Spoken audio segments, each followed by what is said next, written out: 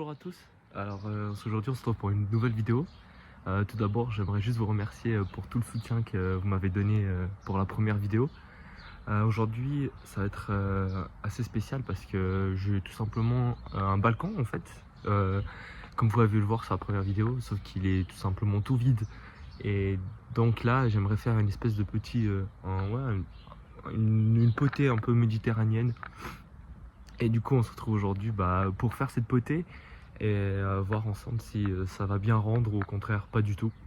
Du coup c'est parti. Je préviens juste, les plantes elles sont dégueulasses, genre vraiment j'ai oublié de les arroser et tout, mais là je viens de les arroser, du coup je pense que demain ça va bien aller et, et je vous montrerai le résultat final bien joli à la fin de la vidéo. Mais du coup on peut commencer. Alors tout d'abord on va commencer par cela. Alors on a deux lavants papillons. Alors oui, voilà, elles meurent de soif. J'espère qu'elles vont bien récupérer. On peut les voir les deux ici. Alors bon voilà, vraiment, elles sont mortes de soif, mais je les ai bien arrosées, du coup ça devrait aller. Ici on a alors c'est une Santolina Camea cypriazus. Ça sent assez bon. Elle aussi elle a un peu soif, je viens de l'arroser, mais elle a pas mal grandi. Je crois bien que toutes les pousses plus claires c'est des nouvelles pousses. Du coup en fait elle a plutôt bien grandi, mais comme on peut le voir elle a bien besoin d'être empotée. Oups. Là on a un romarin rampant. Alors faut savoir que j'adore les romarins, je trouve ça magnifique. En plus là je l'ai vu le rampant, du coup je me suis dit j'ai clairement envie d'acheter ça. Et franchement il est magnifique. Alors après on a un jasmin nudifolorum. Ouais, c'est compliqué à dire. Bon lui aussi, alors lui je l'ai depuis janvier. Il meurt de soif, il est pas très beau mais il reprend, du coup ça devrait aller. Voilà, voilà. Et ici on a un comment on appelle, un chèvrefeuille, voilà. Du coup on a un grand pot là ici et un plus petit là.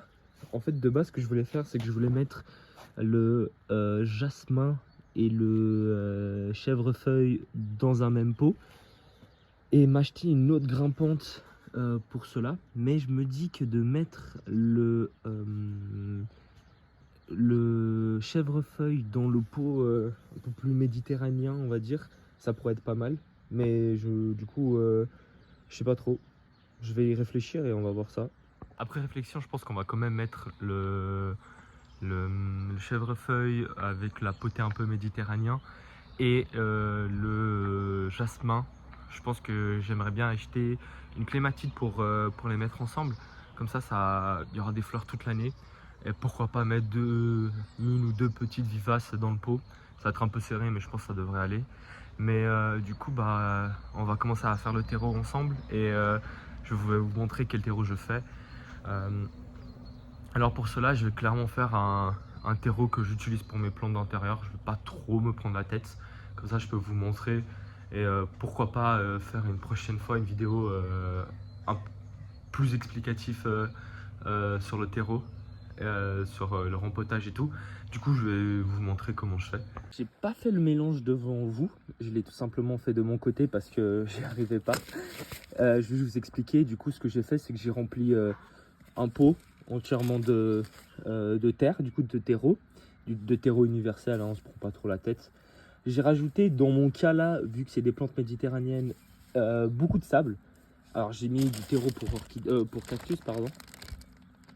Comme ça, pas mal, du bon sable. J'ai rajouté de la perlite, du coup pour aérer le terreau et permettre aussi à permettre à la perlite de dégager de l'eau, ce qui permet de ne pas trop risquer d'oublier un oubli d'arrosage, ce qui pourrait tout simplement tuer vos plantes. Et j'ai mis une ou deux poignées de perlite, enfin pas de perlite pardon, mais de billes d'argile. Ce qui j'aime bien parce que ça permet d'aérer votre terreau pour qu'il n'ayez pas de grumeaux ni rien. J'ai pas mélangé encore, mais voyez à peu près ce que ça donne. Vraiment un terreau bien sablonneux, mais bien riche aussi. vos plantes méditerranéennes vont adorer. Ce qui est des dosages, il n'y a pas...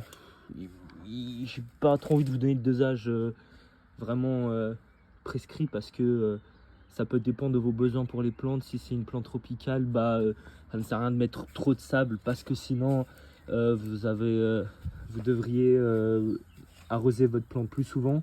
Mais dans ce cas-là, les plantes méditerranéennes vont préférer un oubli d'arrosage qu'un surplus. Du coup, avec un terreau vraiment bien sablonneux, vous n'allez pas avoir ce risque. Alors après mélange, voilà ce que ça donne. Un terreau bien sablonneux, bien frais, bien humide. Ça va, je pense que les plantes, elles vont adorer. Je ne pense pas que j'aurai assez pour remplir le gros pot là. Mais on verra, s'il faut, j'en referai. Du coup, je pense que je vais déjà remplir le fond et poser les plantes pour voir comment ça donne. Voir pourquoi pas peut-être mettre le jasmin avec, mais bon, je suis pas trop sûr de ça. Bref, on va voir. Bon, voilà ce que ça donne après rempotage. Alors c'est loin d'être fini, mais il commence à se faire tard, c'est bientôt l'heure de manger. Du coup, je pense que je vais finir ça demain. Mais comme vous pouvez le voir, je n'ai pas mis le Santolina parce qu'il n'y avait tout simplement pas la place. Mais je me suis dit que vu qu'il fleurit jaune, je vais le mettre plutôt avec le jasmin. Je pense que ça ira bien ensemble. Je mettrai encore quelques autres